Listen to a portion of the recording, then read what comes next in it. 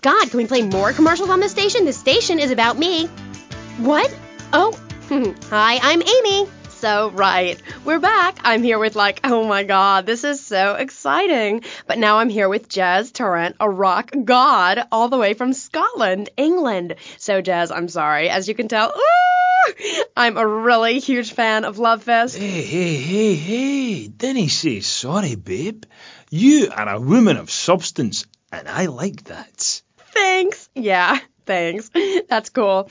And, Jez, who is that thing with you? I didn't mind Mandy. I think she's zoning out a little bit, aren't you, man? Look, she's got to take me 24/7, you know what I'm saying? Poor lassie, she's had a turn at Jez more than one girl can take. Eh? Say hello, man. Hi, Paul. Ringo, where are we? The rock lifestyle hasn't been too good to her. Man, just go away and sit in a lavvy until we're finished, hen. Check the fridge. Is she okay? I mean, apart from being an ugly, cheap cow, she looks half dead. Hey, seriously, man. Dinna cramp my style. I'm an artist, you know. Okay, Jezzy. So, Jez, I was listening to your album on my boombox all weekend. How is it? I mean, you're really totally famous. No, wait, I mean, so anyway, how are you? It's cool, man. I'm cool. Things are good. You can't OD on love, and I have tried. The tour is really something special. You Americans, you really know how to rock and roll, man. Not like back home. I'm so confused. Is that because the new album didn't do so well in the UK? It's that fascist Thatcher. I sing about working class people trying to make it through a tough life. I sing about the things they want. Trashing hotel rooms, wearing glitter in your eyes, and waking up in a ditch next to a totaled sports car. When you make minimum wage, love conquers all. Know what I mean, Sheila? The name's Amy. Aye, right, whatever. Like I was saying, man, right? I'm an artist. I ain't in this for the money. If I were, would I be wearing these clothes? It's because the critics don't know. You know? They stand there and they do not know. Have they ever really listened to the lyrics to bury me deep inside? If the music isn't what they want to hear, if the songs ain't the right songs, if things aren't in their space or whatever, right, man, that's my choice. Because, man, I am Love Fist. And the thing is, right, they're not. And if they don't get it, and if they're not riding my wave that day, man, well, I ain't going to go cry puppies just because their dog is teething, As far as these idiots are concerned, I am a man. But I tell you, sweetheart, I've been over to the other side, baby. And man, oh man, it's beautiful. But these idiots, man, they've not been there. Okay, right. This last album wasn't your best-selling, was it? I don't even think it charted in the UK. What is a chart, man? A piece of paper. Bring that to the concert and I'll set it on fire. I ain't no Ronald Reagan or rock, babe. Album charts are a metaphor for human isolation and the breakdown of interaction. And I say it's time to rock. Right, man? Right, Jimmy. That's right, because I say it is. Because, sweetheart, I left the stove on. Oh, man, I am Love Fist, the biggest band in the world. Yeah, but you and Dick and Percy and Willie, you're all Love Fist, the 4 Scottish horsemen of the apocalypse. Fist till morning. Take it on the chin. Zinc deficiency. 4 boys against your face. Great tracks. What memories. And here you say you dedicate the album to the children of the night. Who are they? No, sweetheart, man, babe. Let's get one thing straight here. Hello? Are we recording here? This is for the record, right? Testing. Now listen. Love Fist is Jez Tarrant. I sing the songs, sweetheart. It's my face on the merchandise. If you see us in concert, see 4 men rocking and dancing with tears in their eyes, you will see I am Love Fist. He who pays the piper plays the tune. Oh, I didn't know you had a piper in the band. Love, I was talking metaphorically. I'm a poet. Condensed meaning, enlightenment. We're a family living in Death Valley, but I walk alone. I am on a spiritual journey, and if Percy or Dick or anybody stands in my way, the contract says I walk. I've been dragged back and held down and embarrassed by those guys, but it's part of being in a band, man. Like wearing makeup. Yeah, but wasn't Percy voted Guitarist of the Year by Kerrap Rock Monthly? Look, I love the whole bit with the fuzzy guitar, but he's overrated, love, right? Without the torrents of abuse, Love Fist would be over, and the new contract reflects that. As an artist, it's really important that I make a lot of money. Right, man? You need to keep you and our friends and your diamonds and that, eh? Yeah, rock on, Keith, Roger, what a trip. Yeah, shut up, you silly tart. Let's take a caller. Hello. Ooh, you're on the line with Love Fist. Hi. Yo, this is Wayne, man. Hey, guys, I'm on the phone with Love Fist. Hold on. Hey, what's up, Jez? I'm a huge fan. I go to all your concerts. I get crazy. I wear my Love Fist t-shirt every day, even when I'm with my old lady. Hey, I heard there's subliminal messages in your video. Is that true? Listen, seriously, the big hair, the limousines, the girls, the partying, the clubs, the hotel suites, another TV smashed into 1,000 pieces, right? After my unfortunate incident in Cleveland, I told the press, I don't like Mondays. This livens up the day. If you're asking me if we was using backmasking, the music is reversible, but time is not. Do you want me to say, congratulations, you have just discovered the secret message. Dreams are made to be broken. Like so many broken dreams, I want to pick up the pieces together.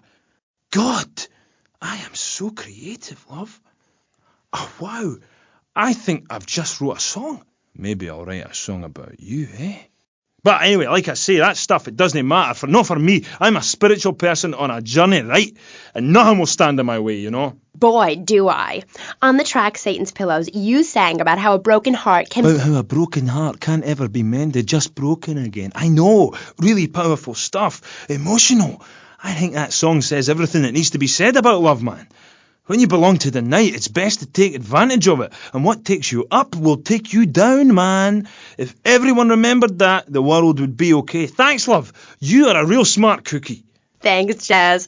Now, do you think it's important that, well, I mean, you're a great-looking guy, even though your girlfriend is a cheap tramp. But do you think it's important that rock and roll bands look good? Or is it about the music? Like I said, I'm a creature with two faces, babe, you know? An angel and a devil. And that means it's really important to look good. Music cannot stand on its own. You need to look good singing it.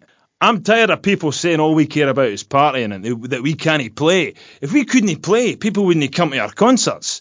We're not going away, and if we do, it won't be on purpose. Where are we, dear Creek? We're on the radio, love. Stop dragging me down. I told you, if you ride a whirlwind, don't be surprised when the dawn breaks. Anyway, where were we? Ugh, she's really getting on my nerves. Why are you waving your hands at me? Oh, I'm supposed to go to commercial. I'll be right back. Howdy. Welcome to Farewell Ranch. They say the golden years are the best years of your life, but for many seniors, they just stink up the house and make the grandkids feel uncomfortable with unwanted affection. Now, your old people can be earning you money and enjoying the final years of Farewell Ranch. It's a working farm, cattle ranch, and crematorium where the cowboys are all over 75. They'll enjoy rodeos, working in the fields, and tending all the final resting places of their new friends on Sunshine Hill. Farewell Ranch works your loved ones from sun up to sundown, and when your loved ones passes away, we'll send you a presentation package VHS with the spurs and boots they were wearing as they went on to a better world.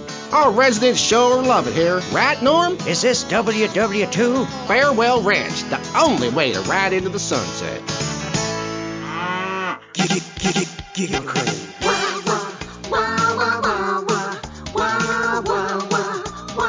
That's the sound I love. Start my morning, you make my night. And Giggle Cream with everything, you make life right. Getting fat and laughing and getting fat. With Giggle Cream, you get both things, and what's more fun than that? We hear wah, wah, wah, wah, wah, wah, wah, wah, wah. That's the sound I love. Giggle Cream. It makes dessert funny. Asian pajamas? Chinese bandana? Something missing? With a throwing star, kendo sticks, or nunchucks at Vice City's one-stop shop for the silent fashion assassin. Wow, you look like a psycho. Complete the look. Hi, I'm Amy, and you're on K-Chat. Jez, you were telling me about the music? Aye, yeah. You know, We wear these costumes to appeal to the working man, because after you spend the day working in a steel mill, you want to wear tight leather clothes and play air guitar. That's what we're about. The recent album was a musical trip through hell, and I think it shows. Oh yeah, it does. I mean, I saw Satan. He didn't like what he saw in me. He saw darkness, but also a gentle side. Ask Mand. I can find treasure in the dark, and it's that, what's the word? Thing? Yeah, that's the thing that typifies me as an artist. Heart and soul. Head and trousers. Everything. That's what you get at one of my shows. Jez Torrent and Love Fist will really show you, you know. We take the soul into darkness. Bring your lighters. You know, I invented that. I've about had it with wankers ripping off my vibe. I wore women's clothing first. Why? Because it tells you about light and darkness. Like the moon. But seriously, love, you've got great eyes. Really. Oh, thanks, Jez. I've always thought your music really lets people see into your soul. Right, into great big pools of pain like me. Dangerous bastard. You see, babe, I've had my heart broken and I am still a man. I'm working on a song right now called Fallen Stars on Shattered Dreams in the Rain. It's about being able to communicate through music rather than words. It's set in a wind tunnel. That's why there's a huge snake painted on my jacket. The snake symbolises kind of a subconscious power force. Because life is pain, babe. And without music, I'd be lost. This new album is our most mature work yet. I am brilliant on it because I sing from the heart. About heartbreak? Babe, don't go there, please. You do your show a favour, take it easy. My people spoke to your people about this, and seriously, I appreciate the offer. And look, I would shag you, but you have to understand, it's too soon. Because Shari left you, right? Babe, my people spoke about this to your people. I said, do not mention Shari. It's like sticking needles in my soul, voodoo. Who are you? Are you my personal devil? That you could do this to me? The pain is too much. I have hair in my face to hide my soul. Shari had to go because she wanted to be a Marine. We couldn't be together. Seriously, don't go there. This is so sad. Do you have a tissue out there? Oh, Jez, I'm so sorry. Seriously, love, if you listen to the song Dragon Eyes, it says everything that needs to be said about her. You can't help me. It's raw, like a chicken's head, you know? The pain, it grips you and makes you think about everything. It's the longest night of all. December of the soul. Jez, this has been the best interview of my life. Thanks so much for coming on. For all you Love Fist fans out there, it's time for a contest. That's right. Ladies and gents, you're listening to me, Jez Torrent on K-Chat, being interviewed by... It's Amy? Oh, God. You forgot my name? Yeah, whatever. Citizens of Vice City. Now you've got the opportunity to win a part of me, my signature. Ink. I only give away parts of myself to people who have bought all our records, so you've got to answer this. On which album did Beast Fist appear? Was it A, Dogs on Heat, B, Fat Chicks All Day All Night, or C, Devil's Own Band? For the chance to win tons of Love Fist prizes, just answer the question. All you need to do is write the answer on a postcard and send it into the station. Jez, before you go, will you please play us a song acoustic? Piss off! Acoustic songs are for sissies. Babe, seriously, do not cramp my style. Look, I've got to save up the love for the big show. Babe, I love you. I really do. Friends for life. Dance into the fire and all that. Always good to meet a fan. Will you look after man for us, will you? Oh, I lost my lighter again. Love Fist! That was the dreamy Jez Torrent of Love Fist, who are appearing this week in Vice City as part of their world tour. Bring your lighters and a spare pair of panties. I know I will. We'll be right back on K-Chat after these messages. Thanks. What makes a real American? A cowboy hat, enjoying a fine T-bone steak, going to a baseball game, shooting a gun.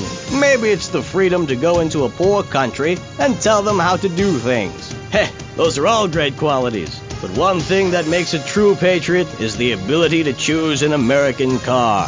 When you buy an import, you take a hot meal off a hard-working American's table. There. This poor girl is going to starve to death just because you bought a cheaper, more efficient Maibatsu. Without gross symbols of excess, what will Americans have to look up to? Our great industries are threatened. Cars, pornography, armaments, and they need your help. So the next time you buy a car, a piece of adult literature, or a missile defense system, make sure you do the American thing. Old Max. We go everywhere together. Right, boy? At Pet Stuffers, we know there's nothing like a relationship between a man and his dog. Sometimes you just can't let go. Max, you didn't eat your food. That's the second week in a row. Max? When the unspeakable happens, just put your four-legged friend in the refrigerator or freezer. Then call Pet Stuffers. We'll be there within a week to pick him up, and in less than a month he'll be back as good as new. Through an ancient Egyptian miracle process called taxidermy, you and your best friend will always be together. Yeah, that's a good dog. Pet Stuffers, when you just can't let go. And coming soon, grandparents forever. The key to feeling great is looking great, and the way to look great is to have great hair. That's great. Take your hair higher. Take your hair to the limit. With Sissy Spritz, when you're clubbing or sticking your head out of a stretch limo sunroof, you want to know your hair is performing to the limit. Higher. Gonna get higher than the sky. With Sissy Spritz, it's hair for the future, not the past. When you have great hair, people know you're a winner. Gonna fly on my own hair tonight. Sissy Spritz may cause dry mouth, dilated pupils, paranoia, heart palpitations, and nosebleeds, but your hair will be great. Higher. This is K-Chat. Welcome back to the show. I'm Amy Scheckenhausen, and next up, we're going to be interviewing someone with a lot to say for herself. A woman who pretended to be a man and then wrote a book about it. I haven't read it, but I'm going to pretend I did. She's professor of anthro-sociology and women's studies at the University of Vice City, and her name is Michaela Krapitus. Michaela! Hi, welcome to K-Chat. Hello. Hi. So, Michaela, you're a teacher. If you mean professor, yes, I have a doctorate. Teachers are homely women who make minimum wage to keep the teenage boys off the streets during the day. I am very intelligent, and I'd rather talk about that. I'm trying to sell my book. Okay. Now, it says here you wanted to be a man so much, you dressed up like one. Well, that's a load of crap, my dear. More misogynistic propaganda. I hate men. Can't bear them. I think they're a complete waste of time and space, quite frankly, and a disaster for the planet. Me too. I just got dumped. Oh, well, it is unfortunate you measure your self-worth in relation to a man, my dear. Look at you. You could be an attractive girl. If you did some physical labor, cut your hair short, grew out your body hair, and wore boots, for example, you mustn't get sucked into their heteropatriarchy. But I like dating. Having someone buy you dinner is great. Well, we'll come back to you and your problems, accepting who you really are. Let's talk about me a bit more. Okay, so tell me about your book. You hate men a lot, and you dressed up like one, and now you've written a book about it, right? More or less. As I said, I'm very intelligent, so I don't expect you to understand, my dear, but I'll try to keep it simple. I've always been fascinated with the world of men. Revolted, of course, but fascinated. Now, as an academic, I can get paid to write a book about pretty much anything, as long as I give it a complicated title. Are you with me, gorgeous? Ooh, I think so. Good. Then hold my hand. It helps me think. No! Okay, sorry. Don't be so weird. God, everywhere I go, just like the university won't let me display my beautiful and sensual woodcuts in the student commons. It makes me so angry! Where was I? You were talking about yourself? Oh, of course. The ego is a dangerous thing, especially in my case. I'm a Jungian. Anyway, so what I did was dress up like a man and enter into the man world. I can tell you it was more horrifying than I imagined. What did you do? Well, the first chapter, I was a roofer. These sexists spend all day on a roof talking about us, Amy. I was expected to sit around and talk about what I had done to women. Of course, I had to, so as not to blow my cover. So what's the name of your book? Yes, as mentioned hitherto, my book has a very, very obtuse title. Being and Singing. From Freud to the Building Sites, A Woman's Journey into the Male Psyche. Huh?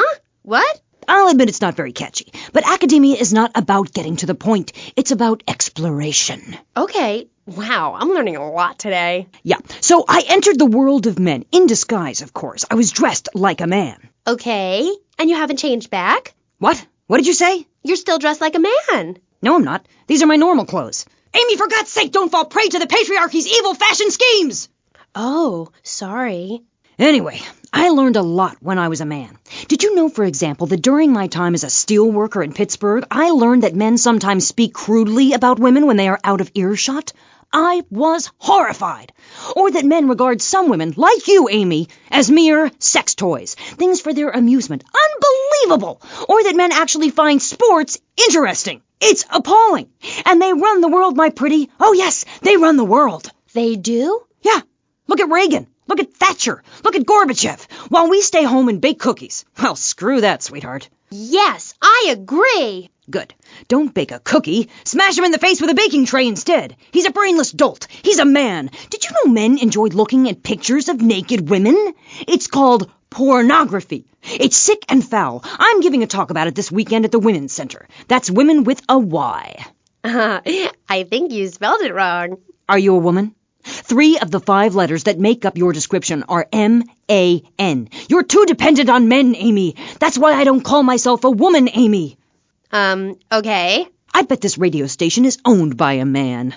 White male conservatives monopolize the media, selecting right-wing blondes to propagate conservatism. I don't have blonde hair. Not yet, Amy. Not yet. Did you know men drink beer and smoke cigarettes and wear hats? Yeah? Yeah, well, you must have read my book. I discovered a lot of things. I was also a policeman and an untrained brain surgeon, and they're all the same. All women haters. But just because men like sports and hats doesn't mean they hate women, does it? You self-hating fool! Of course it does! The media, meaning you, falsely portrays feminists as bra burners, outdated, combat boot-wearing bad mothers. Why don't you take your top off right now, Amy, huh? Tell them you won't be censored anymore. No! I'm getting a little freaked out here. We'll teach you how to make beds, march in squares, shine shoes, clean bathrooms, kill a man with your bare hands, and do it all with pride. The military teaches you all the skills you'll need later in life. Call 1-800-BE-A-HERO and become a real man today. Why are you waving your hands up? Oh, I'm supposed to hit the other commercial. This fall, a new hard-hitting police drama is coming to Friday night. He was a well-to-do cop transferred to a troubled precinct downtown. His new partner is a space traveler with a passion for justice. It's Yuppie and the Alien. Look, you might vaporize dissidents in Alpha Centauri, but in this precinct, we do it by the book. I'm so terribly sorry, Captain. Goog, I'm sorry. Don't miss this one-of-a-kind police drama. They're fighting crime the hard way, in designer clothes, with $250,000 sports car and a UFO. Partner, let's go cruise in the car and look moody. One tough downtown precinct, 2 outsiders doing things their way. Yuppie and the Alien on VBC. Hi, I'm BJ Smith, tight end for the Vice City Mamas and proud proprietor of BJ's Used Autos. Cars from all over America come to find a new home in Florida, just like you. I moved here after the draft. Football, not Vietnam, even though they do have a lot in common. I noticed there was one thing missing from this great town, a celebrity-endorsed used car shop. That's why I founded BJ's Used Autos. Every one of these beauties is freshly painted. They look brand new. We have new models coming in every morning, usually around 2 a.m. We can get you anything. And if you see a car of your dreams, tell us. We can acquire it for you. I've taken the skills I've learned as a pro football player to the used car business. Smash, grab, and run like hell. BJ's Used Autos. I'm tackling low prices with hot cars. If for some reason you'd like to speak to Michaela Crapper, just give her a call on K-Chat. Who's on the line? Michaela, hi. Peace, sister. I'm wearing trousers. I haven't shaved or waxed in 9 months. I left my broken-hearted husband and baby behind. Now I'm living in a commune with a series of life partners, having quite simple, amazing experiences. I got my inspiration from a lecture you gave last year. Thank you so much. You taught me a lot. Yes, good, sweetheart. But ask yourself, are you doing enough? It sounds to me like you're living a lie. Your life is still very man-centric. You're still justifying yourself by the I am not, rather than the I am principle. I mean, really, you might as well make his bed and clean his litter tray, for God's sake. It's half-hearted fools like you who give feminism a bad name. But I even attacked my brother with a bread knife. You show pony, prom queen, cheerleader, skirt wearer. You see, Amy, that's the thing about people. They're so half-hearted. Pick and mix, not prepared to carry out their threats. That woman, that lady, as I bet she likes to be known, is really a self-hater, a failure in the man's world. Yeah, why, I bet she's never even attacked a man with a vat of boiling oil. But she said she tried to kill her brother. Don't argue with me. I write books. Okay, next caller. Michaela, I'm a huge fan. Are you? Yes, you've really changed my life. Before I heard you speak a couple of times, I was getting into the feminist movement, but in sort of a silly way. Really? Yeah, burning my bra, beating a policeman, shooting my dad and stuff. Just playing around, I didn't really understand the feelings I was having. Ah, I know, the wearisome troubles of the half-hearted. Then, after listening to you, I realized what a load of crap it was. Excuse me? I realized what a load of crap it was. You can't hate men just because they're different. You can't hate anyone just because they're different. You have to work with them. Luckily, I needed a moronically pretentious, overeducated, hair-lipped old harridan like you to show me how stupid I was being. I mean, we're all just people, and it's idiots like you who cause the problems in this world in the name of reclaiming some false ideal. And blabbering on and on about gender politics at rallies just so you can wear leather in public. Why, you misogynist. No, you're insane. You hate yourself because you're a failure. You're an appalling academic and about as intellectual as a hemorrhoid. Goodbye. Well, well, it's nice to see my work has stimulated such healthy debate, don't you think?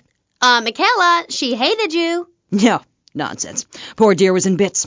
Not very used to the cut and thrust of academia. I thought she expressed herself poorly and didn't know what she was saying. Probably burned her husband's cakes or something. It is important for me to confront the differences and similarities between myself and other women. I am smart, strong, I seek liberation. Your society imposes on me. God, this is all so confusing. Everything has two meanings. Exactly. Apart from the word through, which has 5. You can choose to be a victim, Amy, but after you read my book, you'll realize men are irrelevant. Can a man have a baby? Do I need a man to have a baby? No, we don't need men. We need more parts of town we can call our own, more parades, more gatherings of understanding where women can beat each other with pillows and practice judo. That doesn't sound like fun at all. Oh, shut up. I've had enough of you, you little tart. That makes 2 of us, right. Listeners, don't go away. When you come back, we'll have a new guest, and I promise they'll be more interesting than Michaela Crap Artist. Michaela, it's been a pleasure. I'm sure we've all found this very illuminating, and why our beliefs are right in the first place. We'll be back right after this. Giggle Cream.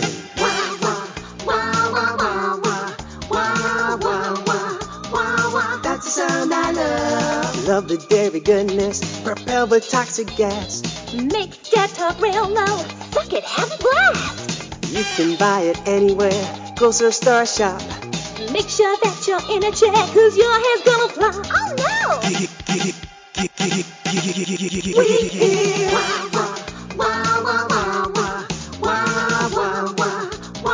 that's the sound I love. Giggle Cream. It makes dessert funny. He was a man of peace, living on a quiet farm in North Dakota.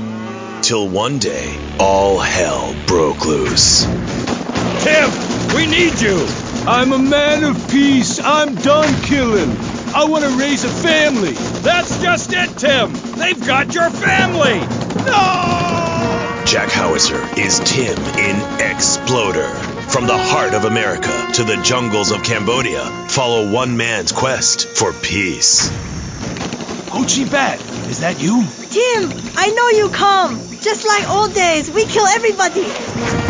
Tim, they've got your wife. But I'm not married. You are now to America. He went in to save his country, but found his family and lost a friend. Ho Chi! Tim, don't leave me. You taught me baseball, Tim, and how to rap. No! He would have been a fine American. I'll cry when I'm done killing. Get yourself a body bag, strap yourself in, start making friends the American way. Exploder. Evacuator Part 2. Rated PG. May include patriotic garbage. So, hello everyone and welcome back to K-Chat, Vice City's main place for things. I mean, well, it's a place in Vice City where things go on, like interviews or things. or other things like that. But at the moment, it's interviews, and I'm Amy Scheckenhausen, the best interviewer in Vice City and exclusive to K-Chat. Remember, you only hear Amy on K-Chat. Our next guest is a man on a mission, and that's why he's got such a silly name. His mission is simple. Zoos. His name is Mr. Zoo. G'day, Hi, Mr. Zoo. Hi, the name's Pat Flannery, but I love zoos, I really do. That's why they also call me Mr. Zoo. Okay, and which do you prefer? What, darling? Which name, Mr. Zoo or Pat Flinger Thingy? Oh, I don't mind, babe, whatever you fancy. Fine by me, as long as we talk about animals. I don't give a damn what you call me, as long as it ain't Sheila or something. You're silly, Mr. Zoo. Why would I call you Sheila? I don't know, love, you tell me. Oh, this is getting confusing. It says here your name is Mr. Zoo, and now you're saying your name is Pat Flanagan, and now you're saying it's Sheila? Doll, the name ain't Sheila. That's a Sheila's name. It's an Australian joke. Okay. Oh, right. I don't speak Australian. Do I? I guess not, sweetheart. Okay, well, moving on.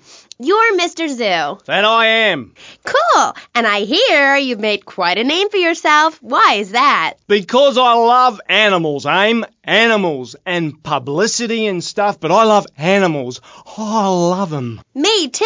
That's the thing, babe. We all love animals, but we don't know too much about them. That's what I'm here to tell you about. That and myself, of course. Of course. So, right. What about animals? Well, it's interesting, right? But not a lot of folks realise that we're 90% the same as a fly or a cockroach or a pigeon. That's the new science out there called genetics, I think, which is going to be real popular real soon. But what it tells us is all animals are pretty much the same from a genetical level. Oh, cool. Damn right it's cool, babe. You know what that means, don't you? No, I haven't got a clue. It means we've all got to start caring for one another like family. Okay, so let me get this straight. Like, my brother is a cockroach, and my dad is a pigeon, and my mom is a fly. Is that right? Well, sort of genetically speaking, but you're bang on, love. And you know what that also means? No. That you could, legally speaking, marry any animal you wanted and have kids. Unless you're married already, babe. You ain't married, are you? No, I just split up from my boyfriend. He didn't like me being on the radio. Whatever. Said I sounded stupid.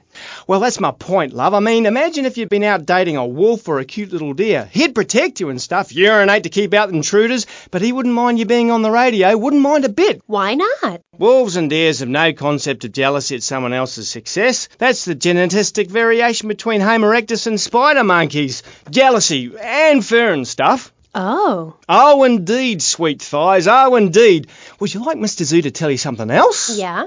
Everything you learned in school is a lie, babe. A lie. Take parology, for instance. You were told sharks are dangerous, right? Yes. Cobblers, babe. They're frightened of you. They ain't gonna hurt you. Have you ever tried cuddling a shark, getting down and dirty with one, relaxing it a little? No. Well, I have, and I'll tell you, it's very rewarding, babe? Very rewarding indeed. Really? Yeah, abso-bloody-lutely, love. Once you've calmed it down with a little rubbing, it's like a swimming puppy, real affectionate and stuff. Okay, I'll try that. You should, love, you really should. Let me tell you something else. Go on. Well, this is something for the guys out there, really. You know, with a girl, right, you ain't got a clue. I mean, a female human, when she's on heat, right, and ready to mate, looks identical to a female human when she ain't on heat, and would throw a drink over your face if you grab her behind and start trying anything intimate. You can't tell the difference. I know that only too well. But take a forker monkey from the jungles of the Philippines. When she's on heat, her behind sticks up and glows bright red and she makes a sound a bit like this. And any fool or dingbat can tell she's ripe and ready for action. Certainly clears up any confusion. Yeah, I guess it does. Or a female black widow spider. Now, they eat their mates after the deed, as they say is done. Ooh. Yeah, I know. That certainly puts things into perspective, doesn't it? I've never done that. No, but you can now, because you're the same. Well, more or less the same. I mean, that's the funny thing about my work, about genesthetics. Oh, God, the world is so complicated. There are also lots of tiny differences between animals. You know what a species is, don't you, Aim? Yes. It's an animal which has other animals which are quite a bit like it. A dog is a species, but a cat isn't, because there's lots of cats. However, I've discovered out there in the wilds loads of new species that regular science practiced by repressed blokes in laboratories hasn't even known about. Really? Really, I have. There's a horny Pat bear, named after me, Pat, right? Exactly the same as a regular bear, only it's got a big horny growth hidden right down its groin area. You gotta reach in, have a fiddle about, and then you find it. Completely different it is. I was amazed when I found it. I can imagine. I was amazed when I left the hairdresser's. No wonder, darling. Oh, the double-gutted Pat tree monkey. Exactly like a normal tree monkey, only it's called after me. And if you have a rummage around inside, going in the back door, you discover it's got 2 digestive tracts. 2. Amazing. Really profound it was. Ooh, that's gross. No, Aim. It's the science of Mr. Zoo. Getting down and dirty with animals, because I love them and I hate lies. Okay. It also says here you like zoos. It's a love-hate thing, babe. That's nice. But I'm certainly an expert. I know what I'm doing and I'm not afraid to expose myself. Okay, well, I'm getting a little confused here. Why don't we take a break and when we come back, take some phone calls, because all the buttons are really flashing all of a sudden. You're on K-Chat. The science of evolution has uncovered many of life's mysteries, like tadpoles or the pyramids. But the mystery of the armpit remains. What's it for? Why is it hairy? And why do men have nipples? But one thing is for certain, the armpit smells bad. Luckily, there's Pit Balm.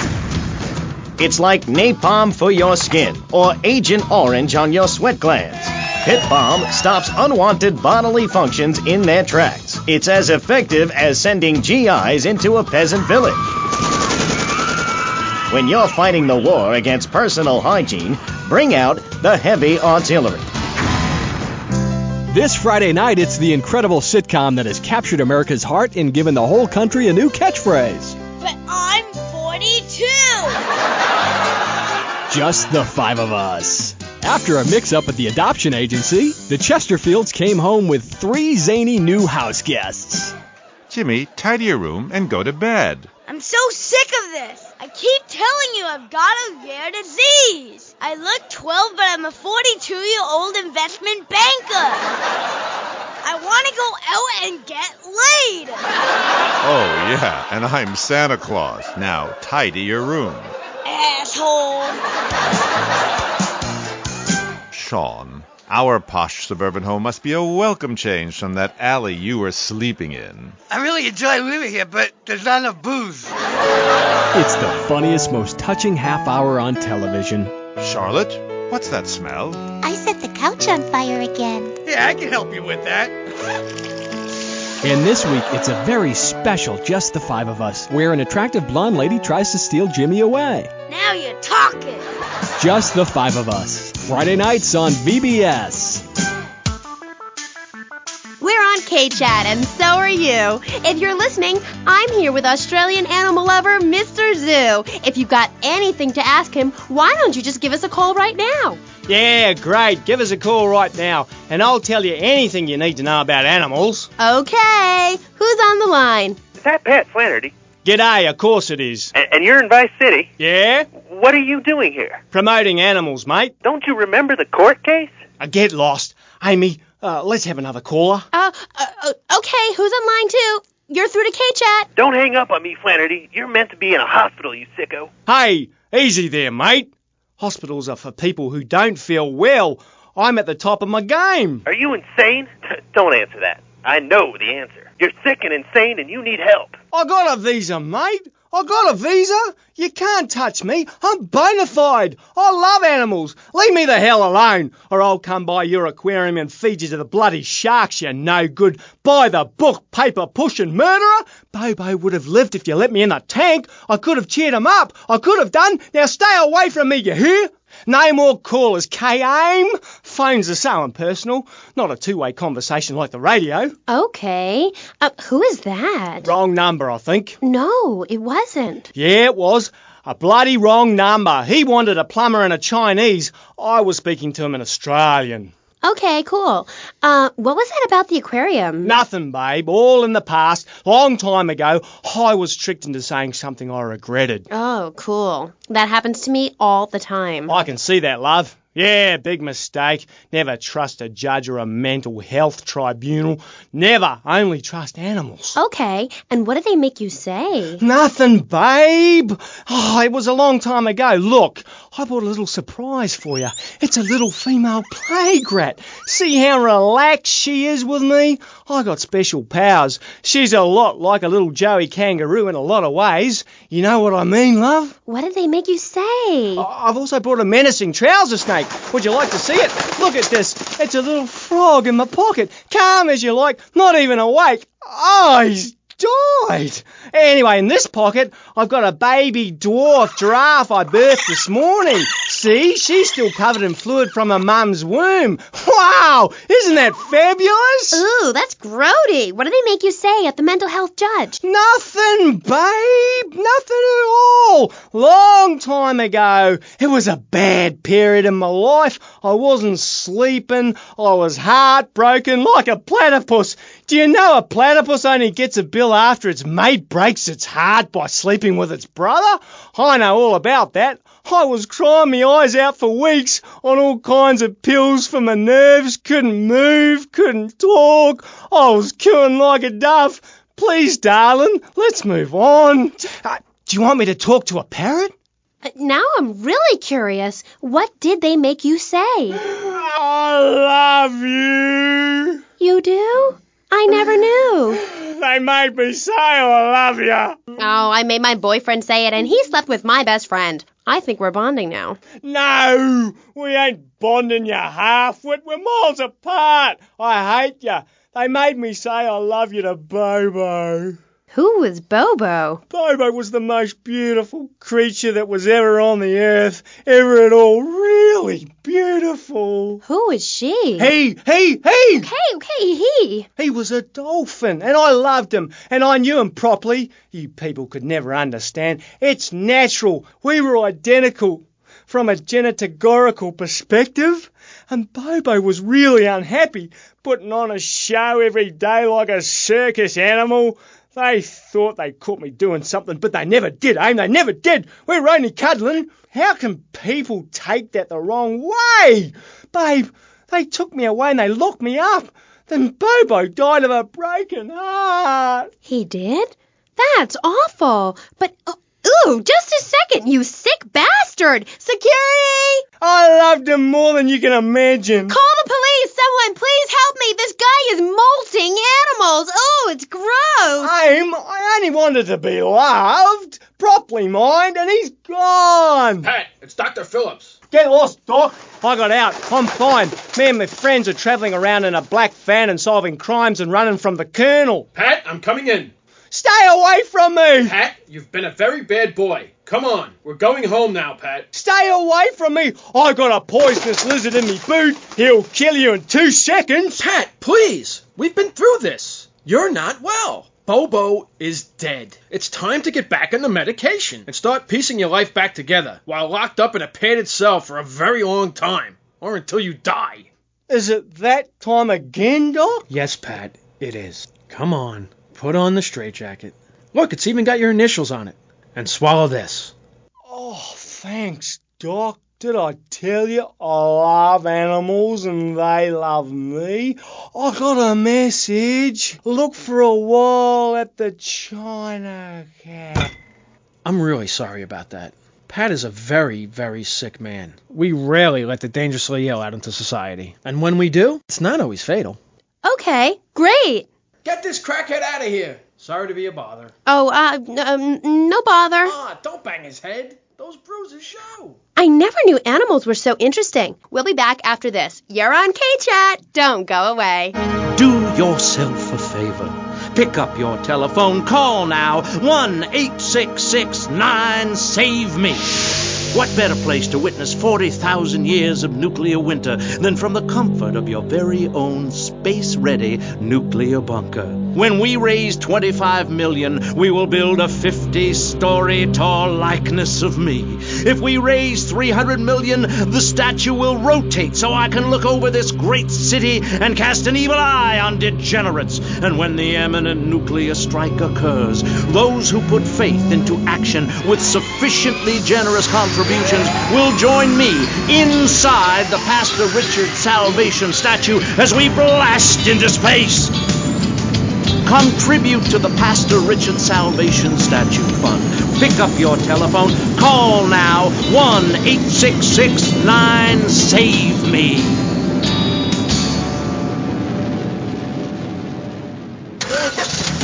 Knights of the road, here's your stallion. The car for freedom. The car for hot excitement. The car for a man who is alone against the elements. The Maibatsu Thunder. The pride is back. It's the power of a compact. Looks small, but it's so big. Fuel injected. Inject me. Maibatsu Thunder. On the toll road of life, you have to pay to prove you can. Live the emotion of an individual. Thunder. The awesome power of nature distilled into one vehicle. Because after you get struck by lightning, there's thunder. The Maibatsu Thunder. Hello, welcome back to K-Chat. I'm a woman, so I know it's important to discuss feelings. That's why we don't have any male hosts on this station. People open up more to women. I was telling my girlfriend yesterday, if a woman were president, we'd nuke a country every 28 days. In these times of trouble, of international scary things that cause anxiety, people seek soul ice. Or is that solace? Oh my God. Some visit lady friends, others go to a bar, and a strange few talk to rocks. My next guest is the author of this book, I'm Lovin' the Coven. She sits on the board of the Vice City Renaissance Committee, Gethsemane. Gethsemane. Welcome to the show. Hello, Amy. I brought you a crystal. Isn't it gorgeous?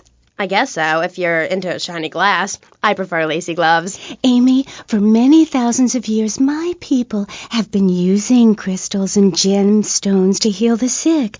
Take the crystal, and then, when the night is enchanted, and the candles have been blown out, and the wind sings through the branches of the eucalyptus, hold up your arms and sing, all dewy, my sky-sailing pregnant moon, the goddess. Pregnant moon? What are you talking about? Gethsemane?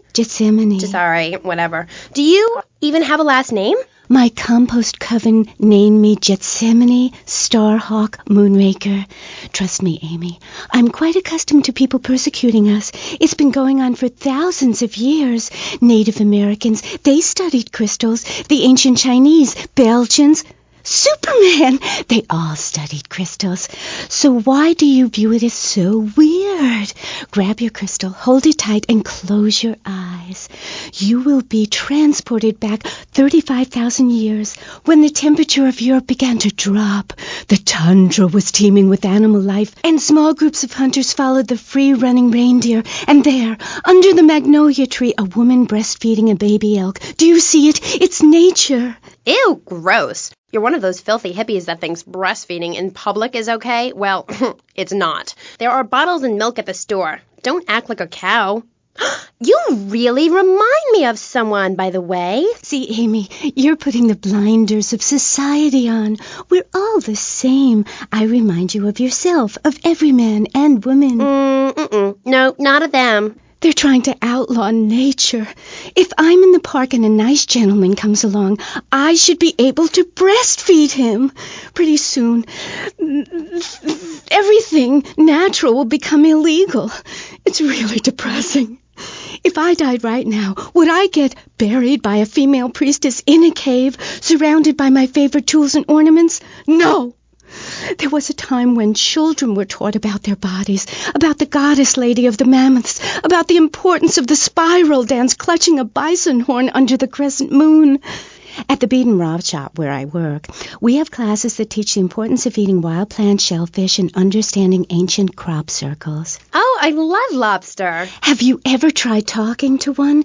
Energy flows from everything, even a tractor. My mother, the moon, taught me how to trace ley lines with your bare feet in the dirt. Listen, you're very weird, and you smell like patchouli and compost, and I think you might have a shot at a boyfriend if you shaved and got some gel in your hair and put some clothes that fit or something. I mean, please. Did Joan of Arc shave?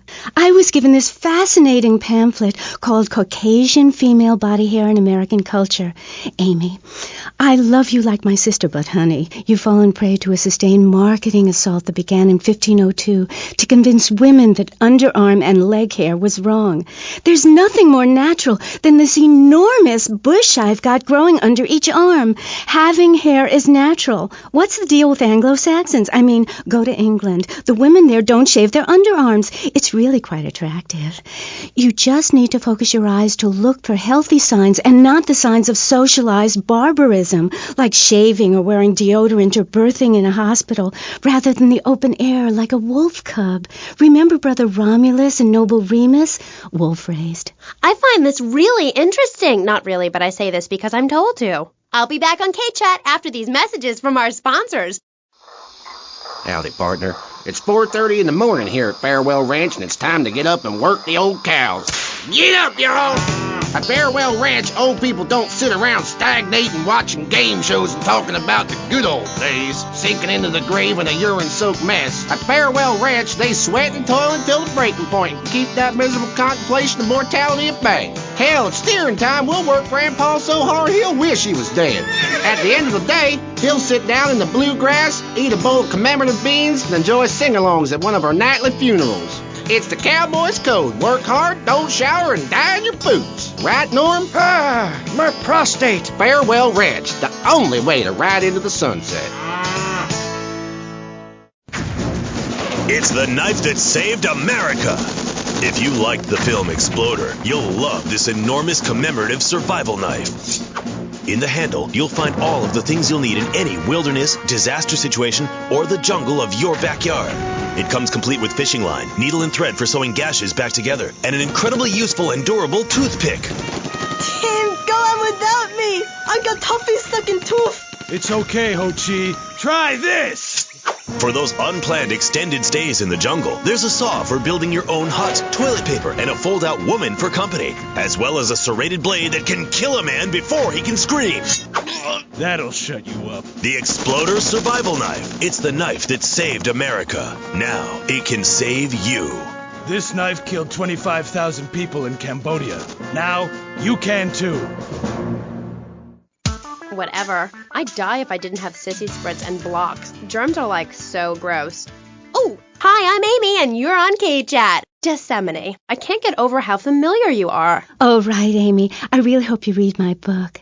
The mysteries of the absolute can never be explained.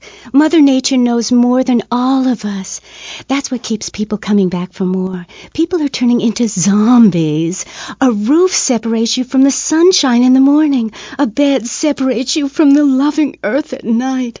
That's what's so great about learning these things. When you're no longer oppressed by the cultural pressures of making money or showering or wiping yourself after using a toilet, you can focus on the important things. Do you travel, Amy? Well, I've been up north to the theme park, and last week I went to the beach. No, really travel. My coven has been meeting every Thursday, Saturday to prepare for a grand coracle journey along the same route we took when our people came from Russia and Alaska along the Bering Strait. What's a coracle? Oh, is that like a Maibatsu? I prefer American cars. No.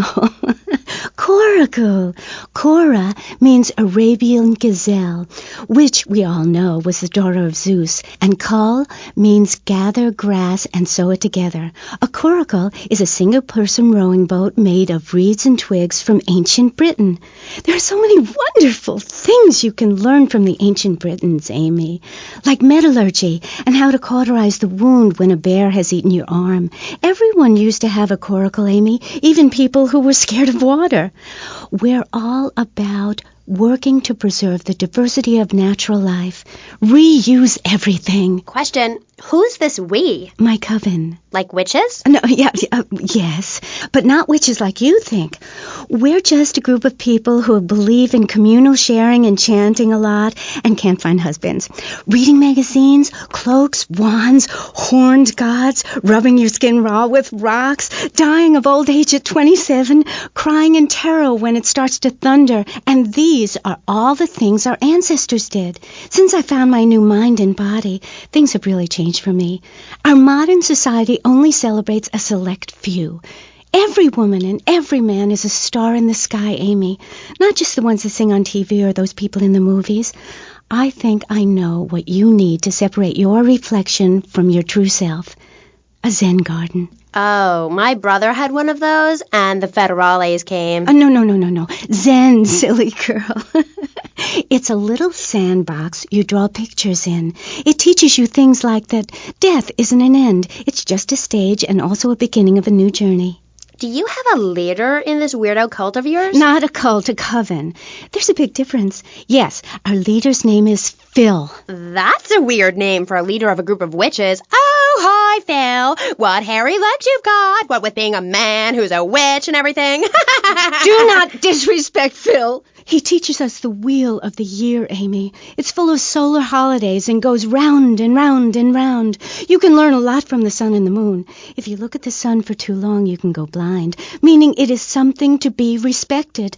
And the moon has a dark side, just like we do. And some people have craters and only a sixth of gravity.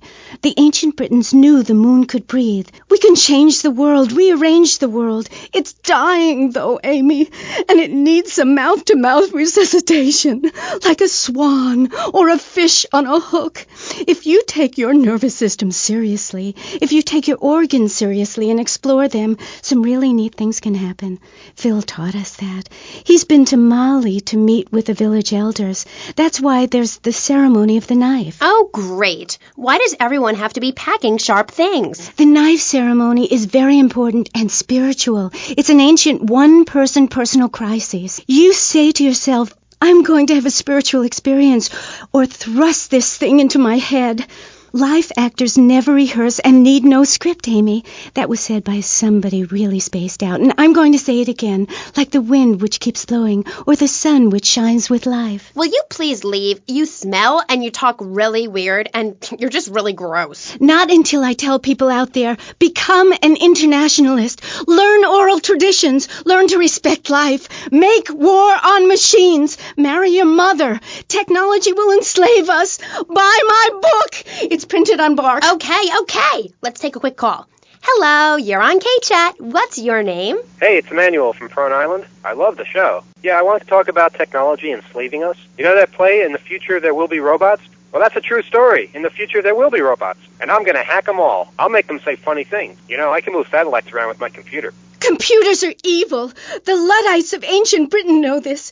That's why they destroyed the computers that created things faster and more efficient and took their jobs.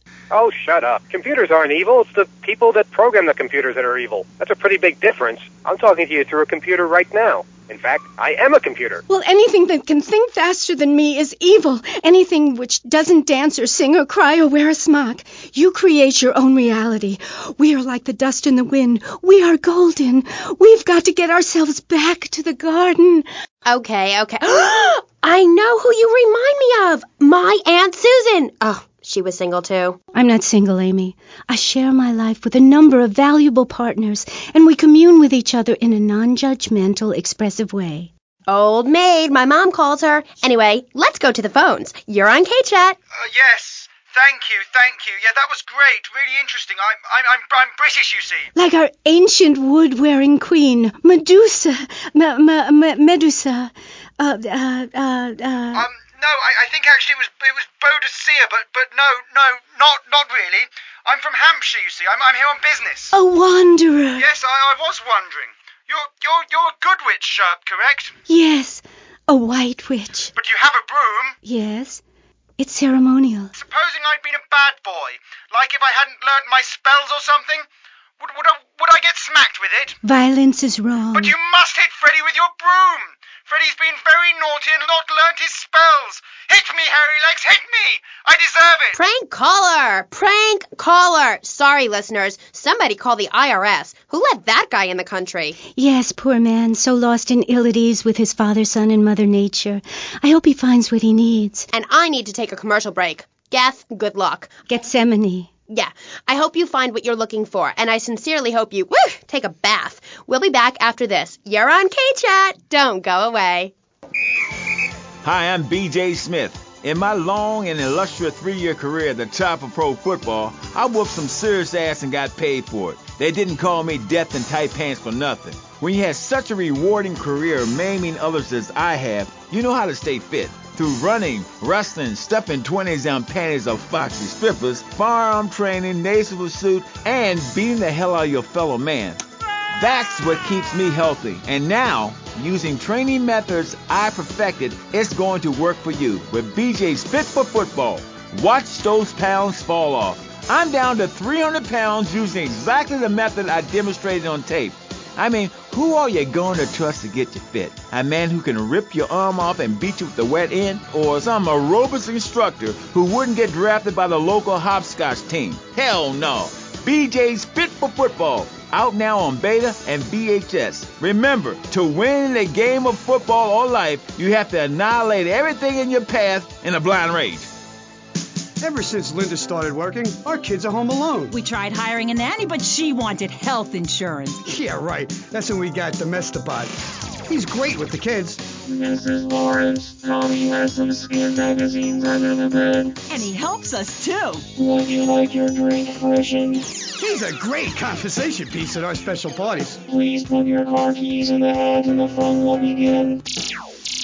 It's like having a personalized alarm clock. I brought you a drink. It's 8 in the morning. I made it a double. Oh, Domestabot.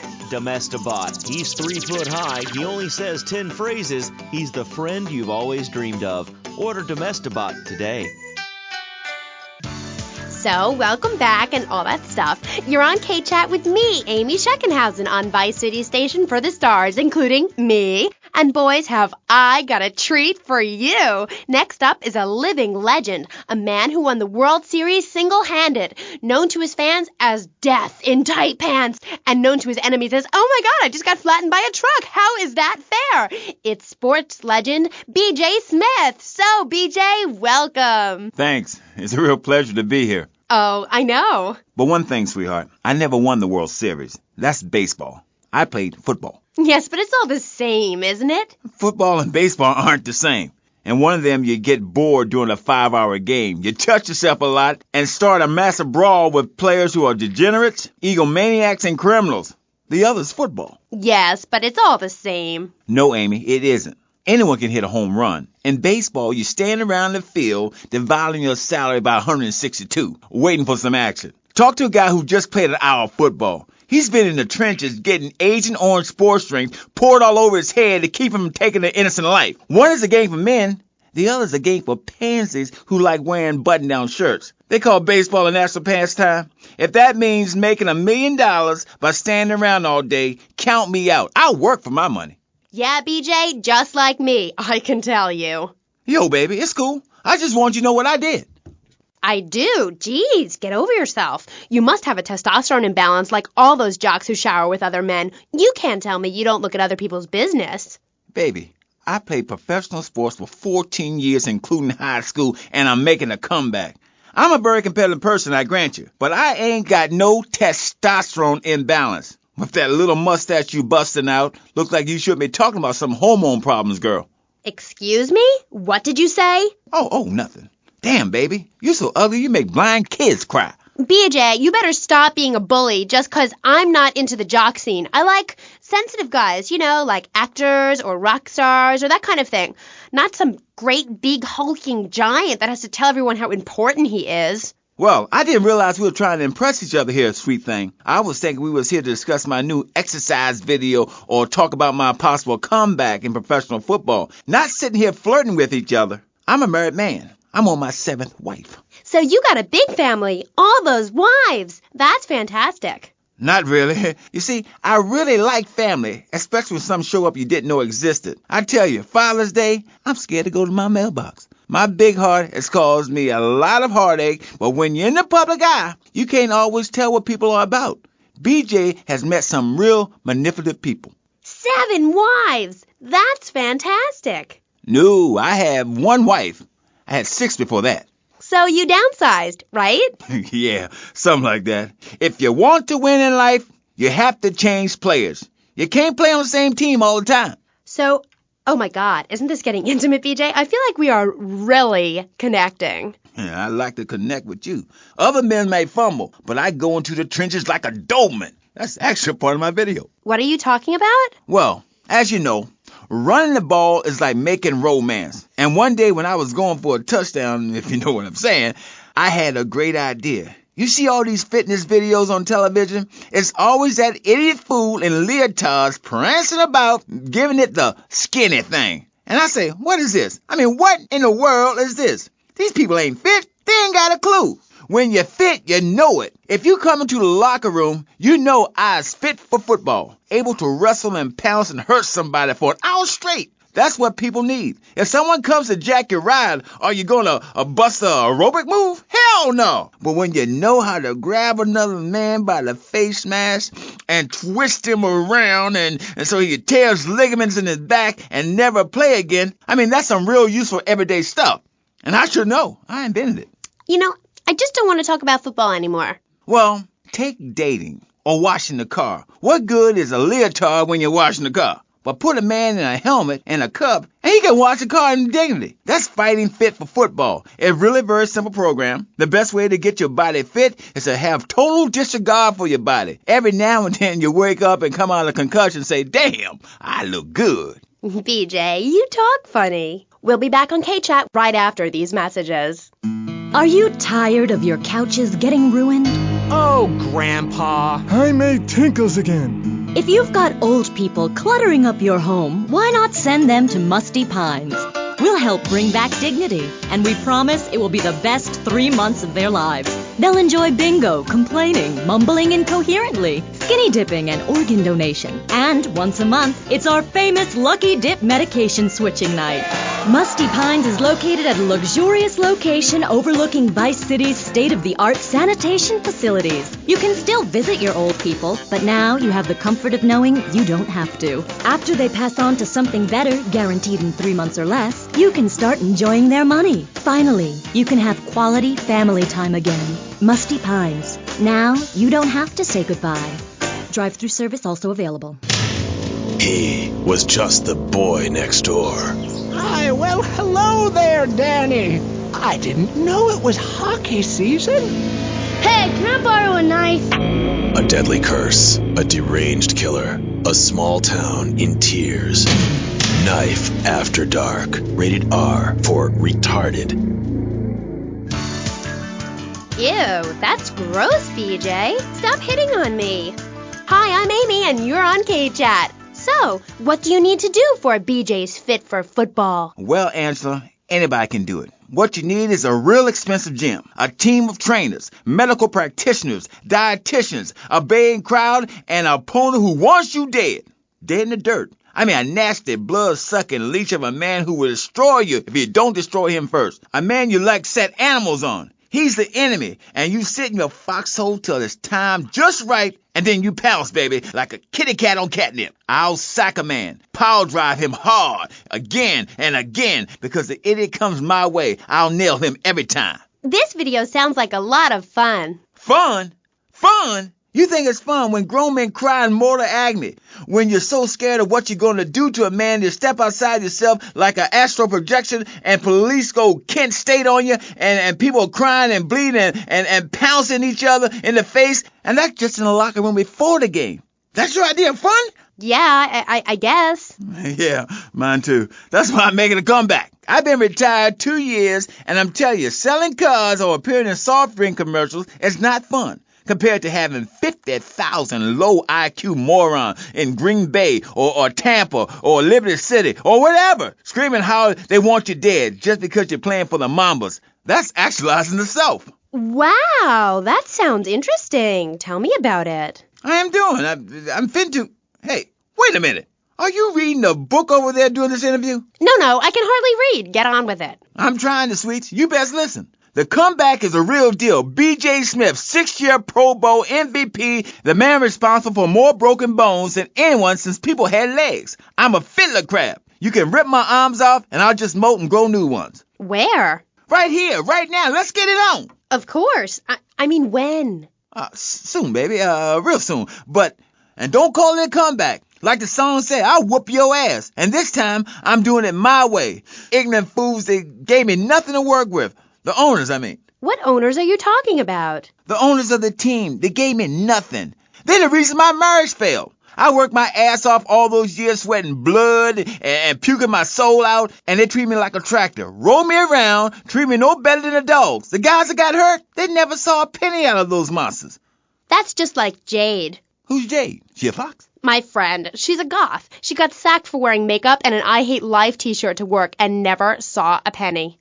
She like, football stars? She teaches kindergarten, professionally. You know, I know a lot of players who need to go back to school after they finish playing. It's a tough life and you lose something. What did you lose? Hope, diction, something. It's brutal out there. That's just like Jade. Those kids are evil little brats. Listen, are you going to talk about your freaky friends who dress like a funeral? I thought we were here to talk about B.J. B.J. Smith, and I feel alive. I mean really alive. Ain't nothing more invigorating than holding a man's head in your hands and looking him in the eyes and saying, I can kill you in 1 second, old man. And he says, I got a wife. And you say, give me all the money in your cash register. What are you talking about? BJ, are those muscles real? That's funny you should ask, because the answer is yes. They ain't implants or nothing. Wow, you're enormous. Nah, this guy's twice my size, but I'm quick, rich, and angry, like a Republican. So, I see. Look, I ain't got anything more to say to you, and I can't fall in love with another guest or I'll get sacked. So let's go to the phones. Who's on line 1? Hey, Amy, I'm a first-time caller. How you doing? I love your show. Sorta. BJ, man, you're awesome. Here's my question. How'd you play that game against San Andreas with 2 broken legs? Oh, I can't believe I'm talking to you. Wow, man, I don't know what to say. This is the greatest day of my life. Well, why the hell you call in? Don't worry, I'm a professional. The method I use in the game against essays is actually a part of my exercise video. When in doubt, go for the groin. I hope that answers your question. That's the problem with the public. Fans. I get it all the time. Know what I'm saying? Absolutely. I get that all the time. People say, are you that girl off the television in that show? And I say, no, I'm the girl from the radio. I just look like her. Anyway, BJ, that's all we have time for now. Thanks, Amy. And look after that mustache. Okay. Thank you. I'll be back on K-Chat after these messages from our sponsors. Don't go away. Are you tired of Dad? Dad, no one wants to hear your stupid Vietnam stories. Are you tired of Mom? Hi, Angel. Do you want to read a book or go outside? No! The arcade comes to your living room, only without the creepy guys offering to show you puppies. Awesome! The Degenitron. You can play video games just like you were in the arcade. Excellent! The Degenitron gaming system plays 3 exciting games, including Defender of the Faith, where you save the green dots with your fantastic flying red square. Cool! Monkey's Paradise, where you swing from green dot to green dot with your red square monkey. That's rad! And Penetrator, where you smash the green dots deep inside the mysterious red square. Wow! The Degenitron brings arcade realism to your living room. It can even take quarters, and a strange, sweaty man comes by to empty the machine on Fridays. Degenitron, fighting the evil of boredom. I'll never go to school again! Do you have dry mouth? I sure do. It protects your teeth, fights infection, and lubricates your food. But what happens when you run out of saliva?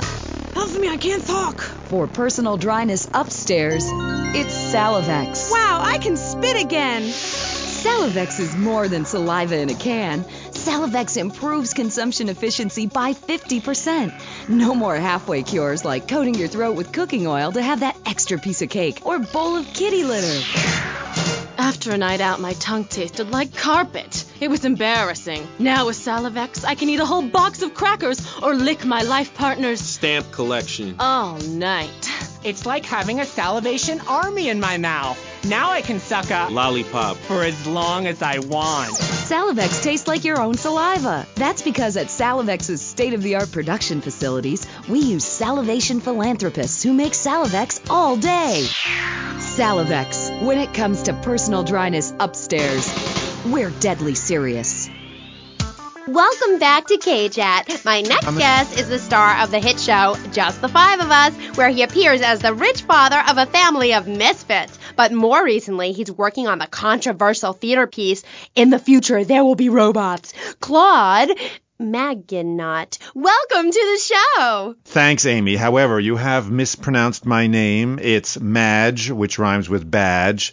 As in duh, and no as in more than you. Maginot. Anyway, thank you for having me on the show. It's always a pleasure to discuss my art. Yes, you're so funny. Now, Claude, you're an interesting man, if you don't mind me saying so myself. Because on the one hand, you're on the funniest show in the whole wide world, Just the Five of Us, and on the other, you do those weird theater dance shows which aren't funny. Yes, thank you, technical school dropout. I'm sure sitting here talking all day is terribly difficult.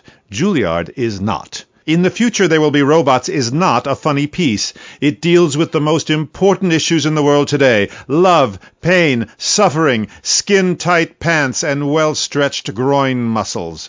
But see, music has no name, Amy. It's about depth and texture and sense of community that emerges from the struggle going on within all of us, between man and machine, between the angel and the beast. It's as if Petrushka and Leonard Bernstein were in a ferocious dance competition with switchblades.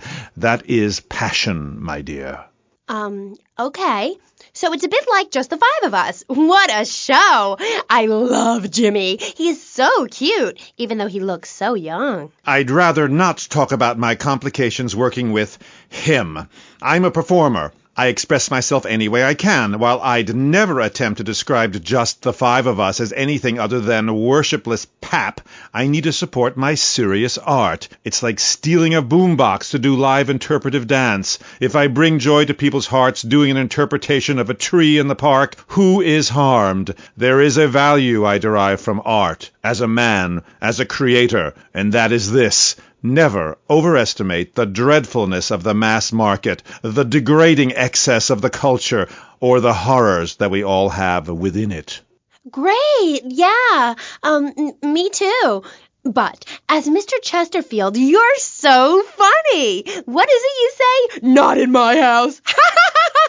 That gets me every time, especially after the drunken tramp you adopted has wet himself. Oh, say it for me, please. As they say in France, matrice. Please. Not in my house. Please. I came on your fine show to discuss art, not people that whore themselves out on the altar of commercial success, dancing like a puppet alongside a genetic freak, although I do that too. Okay, Moody. So what do you want to talk about? Oh, I don't know. My performance at the Hollywood Bowl, perhaps. There are some that attend the concert inside. I am the concert outside myself. In the parking lot where we build bonfires and dance. It comes back to the seriousness of my purpose. At a young age, I held puppet shows on the corner that had people weeping and lying down in the streets. It's about movement, about encouraging ordinary, working-class people that there is something enervating about a modern dance performance. That seeing in the future there will be robots will change your life, no matter what your life's like now. Kind of like getting a new haircut. Yes, exactly. No, nothing like a new haircut, you half-wit. This is movement. Watch my hand. Yes, movement. There's a manatee on stage. See? He cannot hear from the wall of Wagner around him. We have lasers that shoot him down, cut him free his soul from the bondage of the past. And then on stage, we have snow that falls and represents love in all its forms. The robot makes a snow angel, and we begin to cry. Close curtain. Okay.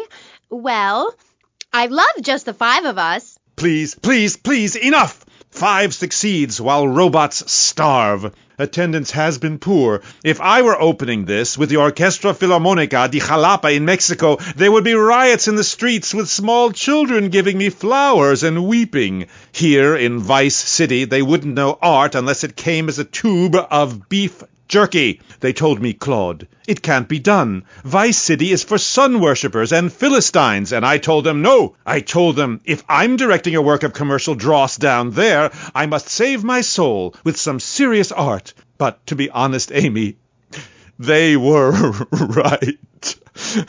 I feel ahead of my time. The best artists are ignored. I mean, surely any right-minded person would rather spend an evening watching me express the meaning of space as I move delicately across the stage in the dance of desire and denigration than flopping around in a disco or a nightclub or sucking the electric teat of television. I know I would. God! I mean, what is wrong with you people? God, my hair. What? My hair is all wrong. It clashes with my dress. Zeus, Cicero, Shakespeare, Flaubert, someone, please save me from this hellhole. My dear, you are so ignorant. I'm trying to save you, to save everyone. You don't see the art around you. Are you in search of Auld Lang Synes, singing Madama Butterfly on a windowsill, or relegating yourself to a cricket in Huckleberry Finn? I'm a movement that conquers love, while you complain about your dress. Know you not how important my mission be? Right.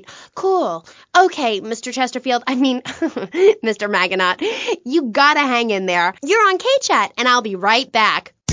At the law firm of DeLeo and Furax, we understand that sometimes life throws you a curveball. We help our blue-chip clients get their lives back after circumstances have conspired against them. Just listen.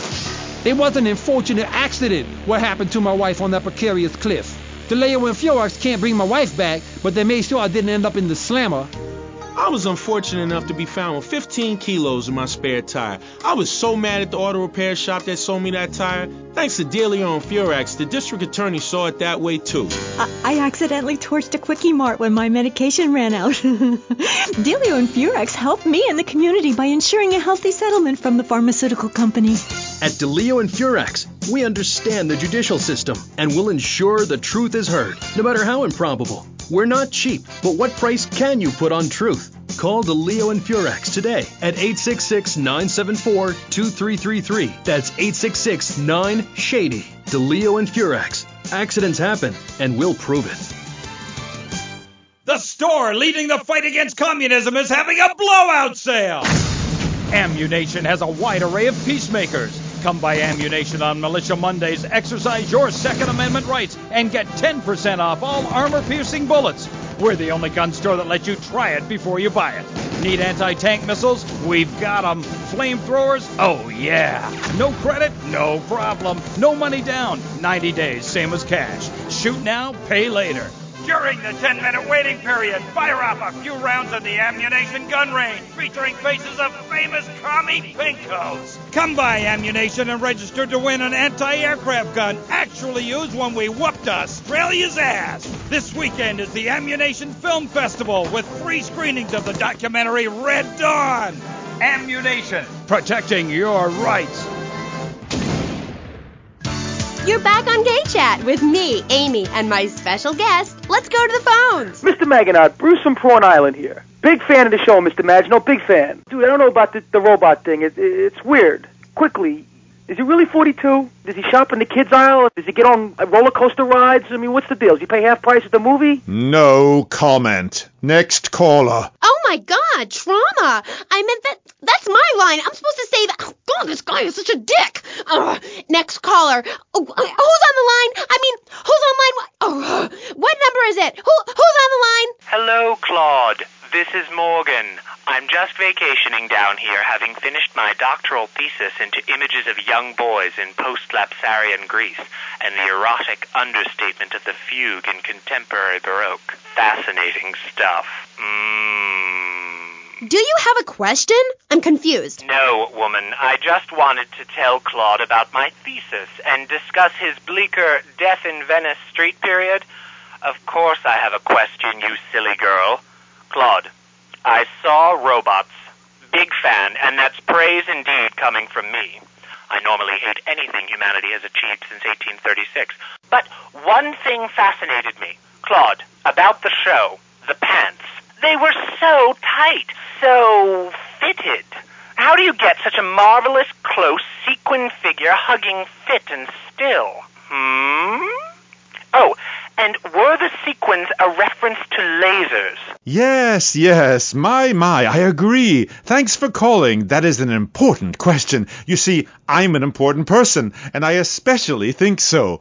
It is really important for people to see my form move through space in very tight pants, or the effect is ruined. Interpretive dance cannot be expressed in baggy clothing. It's like a violin parade. Otherwise, why have a love story with a manatee and the lasers? It's very important. You're kind of creepy. You're nothing like you are on the show. You're so funny there, joking with the family and putting out the fires started by the homeless guy and starting group hugs. But in real life, you're just plain creepy. You won't even tell us how old Jimmy is. All you talk about is Archie stuff like that nobody understands because it's complicated and how tight your pants are. That's not true. I also discussed love and passion and a manatee and the lasers. You, my dear, could use all three. You, my dear, are a Philistine. I'm sorry, but this is one of the most degrading, debasing, horrific, unedifying, opportunistic things I have ever done in my life since that whole Rake's Progress lawnmower commercial. I feel dirty, like I just sat in something. You did. Our last guest was taken violently ill. Yes, well, such is the plight of radio. Rather than grumble like Leporello or a taxi driver about my duties cleaning the back seat, I shall bid you adieu. Okay, thanks, Claude. Next, we have a very important guest who doesn't dance like a weird jerk. We'll be back right after this. You're on K-Chat. Knights of the Road, here's your stallion. The car for freedom. The car for hot excitement. The car for a man who is alone against the elements. The Maibatsu Thunder. The pride is back.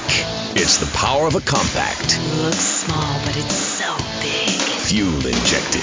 Inject me. Maibatsu Thunder. On the toll road of life, you have to pay to prove you can. Live the emotion of an individual. Thunder. The awesome power of nature distilled into one vehicle. Wow. Because after you get struck by lightning, there's thunder. The Maibatsu Thunder. What's this I found under your bed? The only Engels you're going to read is Laura Ingalls Wilder. If you think your child might be a red, here are some warning signs. They read complicated literature and have concern for their fellow man. They even like to share. Tell your kids if someone approaches them with pamphlets about recycling, an invitation to a labor rally, or showing any doubts about the fairness of our system, then they should find a teacher or a policeman immediately. Do yourself a favor. Take both hands off the wheel and touch the stereo. Do you feel the power? Ah, yes, friend, there's a lot of evil in the world, but there is also light. And I have been sent to shine a light on all degenerates, philanderers, liberals, and other evildoers, and expose them for what they really are. Don't waste your money on unnecessary and corrupting material possessions. Give it to me. There's only one thing that will save you, a highly fortified structure in the shape of the most powerful thing on the planet, me. Degenerates will ruin this great city. In my wonderful book, I tell of the impending disaster about to befall this planet. Nuclear holocaust, plagues of flying rodents, the seas rising up and turning yellow. It is coming. It is written by me, but you can save yourself. Contribute to the Pastor Richard Salvation Statue Fund. Pick up your telephone. Call now. 1-866-9-SAVE-ME. Hi, and welcome back. If you're just joining us, you're listening to K-Chat, Vice City's only commercial talk station, the place where the stars shine in conversation with you and me. I'm Amy Scheckenhausen. My next guest is a rising star in the world of Norse mythology. He's appeared in several best-selling infomercials and travels the globe speaking at corporate training camps. His books and audio cassettes are sold around the world. He is Valhalla's finest deity and motivational speaker. Thor. Aye. Hello, Amy. I'm happy to be here. It's been a long journey. Yeah. Now, I don't know much about you. I mean, I read Beowulf. Well, I didn't, but I read the cover. But, like, you're a Viking, right? Did the tunic and goatskin boots give you a clue, maybe? I am a Viking, and a Viking that will not only help you unleash the Furies, but unleash yourself. It's in my Thor's Norse Power program. Okay, I'm a little confused. Well, I'm a lot confused. I was taught in school that Vikings were bloodthirsty and violent. An elder once told me, you must unlearn what you have learned. Of course, then he died of the Green Plague. There are some Vikings that are a bloodthirsty lot, yes, but no more than anyone else, really. We're a nomadic people, Amy. We have cold fire in our souls. Ye have that fire too, Amy. You've just lost it since you've gotten television. Now, that being said, I'll answer your question. We are mostly nonviolent, though many of the Vikings traveled to Scotland. And mind you, anyone who goes there will turn bloodthirsty. You can't understand what the lot are saying. It's all a for, recklin, a boot, dine. It's enough to make you want to burn a village to the ground. That's why, in my cassette series, I talk about the importance of communication. You see, Amy, men and women live in different worlds. We use different words. A group of men talk about what they've killed, how to start a fire, who has the best long boat. Women want to talk about keeping the communal long hut tidy and their feelings. When I'm raiding a village, I don't need to be talking about feelings. It's time for action. Great. So is that all there is to being a Viking? Pillaging? No, lass, no. Pillaging and battle are important, but we admire poetry as well, as long as it's poems about whacking someone in with a double-handed battle axe. What's holding you back, Amy? In Chapter 3 of my book, I talk about listening to the bloodthirsty water spirit. It's really quite important if you want to enter Valhalla. I think I went there last night. Oh, no, that was Malibu. But it's the same sort of thing. Valhalla was that golf club, wasn't it? So, 1983. But right, what does being a Viking have to do with anything? This is the 20th century. We have electricity, penicillin, jet planes, implants. Well, I don't, but I want some, but I heard the operation is really gross. You live like it's 982 AD or something. Mind ye tongue, wench, lest I cut it out. Deep down, all of you listening to me say, Thor, yes, I'd like to unleash the Viking within. Maybe you'll go camping once a year or hunting and wonder why it feels so natural. That's because it is. Too much of this denying your instincts. Men shaving. You know, deep down in the pit of your soul, you wish you could crouch in the grass with flies biting your face, afraid to move for fear of alerting the beasts, covering yourself with yak urine to thwart your smell. Then, a beast draws close. You pounce, bringing your battle axe on its skull. Man and animal at that moment, one and the same in a terrible beauty. Then you drag the carcass back to camp and celebrate by eating its heart. Some people, they only do this once in a lifetime. I do this every day, and so can you. All it takes is some positive thinking. Just attend my Unleash the Norse Within weekend. When you are finished, you will say, I am a god. Nobody can stop me. I crush my enemies and dance on their funeral pyres. This is very helpful for living in suburbia, Amy, and I should know. I really don't understand how. Oh, it's very helpful. Maybe a neighbor is tossing his leaf clippings on your lawn, or looking at your woman, or harboring desires regarding your longboat. You enslave his children, set his house on fire, he shall not bother you again.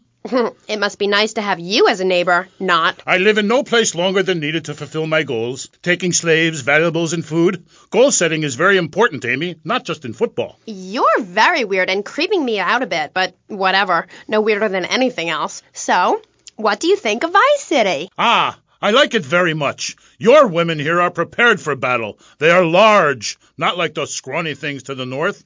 A woman who eats well provides for her man. You cannot set sail for robbing and pillaging on an empty stomach. It's like the story of the parson's wife and the troll. I don't think I've ever heard of that one. Great Carl Erson. Ye mainlanders have no historical perspective. Read the runes. It's all right there. Talk to a grandparent. But no, ye cast people out like rubbish. Wisdom is not to be treated so lightly. When my father grew old, I sat with him day and night, absorbing his wisdom, learning about the demons and where the wickedness resides in men's hearts. Then as his time grew near, I built a large pyre, burnt him and his wife while communing with Odin's spirit. Careful, Musty Pines is a sponsor of the show. Oh, Grody, what are you doing? I'm just adjusting myself, she-devil. Wearing these animal hides does get a bit itchy. Okay.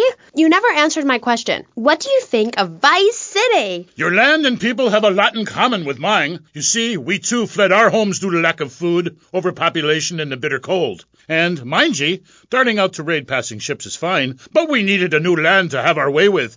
Granted, we roll and sail to an area, land in force, and burn down a local monastery or village, whereas you come in, destroy all the creatures, and sell plastic versions of them. You did a fine job pillaging these lands, but you should have done something about Canada. Wait a minute there, Buster. My mother's half Canadian. Oh, what are you going to do, wench? Sweep the ice furiously at me? Ha! Socialized medicine? Nah, you did it all wrong. You should have continued to the north and finished things off. I talk about this in me motivational learning tapes. That and beware the magpie. 'Tis the devil. Evil reigneth when darkness falls. Are you married? You seem like a tough character to live with. Aye, me wife Helga. What a hag. This show is not sexist, whatever certain bearded women might say. Women are people too. I'd appreciate if you wouldn't talk that way. Ah, go live in a chimney, you troll. You 20th century women are all the same. And me hag Helga, she fell prey to your uppity ways. She says to me, Thor, I ain't having no mead no more. I'm going to meetings. See, that's your problem. Soon as you sort something out, you have to go preaching from the rooftops to everyone else how to live, not pillage nor plunder no more, but live in boxes. Then she says, Thor, I'm getting me stomach stapled. I look fat, and now fitteth 2 yak skins, where previously 'twas only 1. I say, wench, don't come crying to me when we're in a longboat crossing the straits for 2 moons, and you're all skin and bones. A man needs something to grab onto. Aye, ain't her fault. A cursed pixie goblin got her. Pixie goblin? What kind of weird ancient nonsense are you talking about? Now, Thor, I've got to ask you, how old are you? I am as old as a fjords, as young as a newborn lamb. Are you shy about your age? Just lie about it, like my mom. Thor is never shy. Thor is mighty. Thor is a god. And where are you from? From the beginning of the flat earth, where the sun meets the sky. Oh, right. By the beach. Great. Let's take a commercial break. We'll be right back with Thor. He's a real Viking. Yeah, right, whatever. Hello, I am Fernando Martinez. I think by now you know I am an emotional kind of guy. People stop me in the street and say, Fernando, what the hell is wrong with me? Silk shirt, hairy chest, enough aftershave to drown a household pet, but I still cannot get a woman. I tell them you are an ignorant fool. Without a symbol of power and fertility around your neck, what kind of woman is going to respect you? That is why I have teamed up with Medallion Man, the shop for medallion needs. Medallion Man caters to all levels of masculinity. For the strong, silent type, a medallion the size of a hubcap will say everything that needs to be said.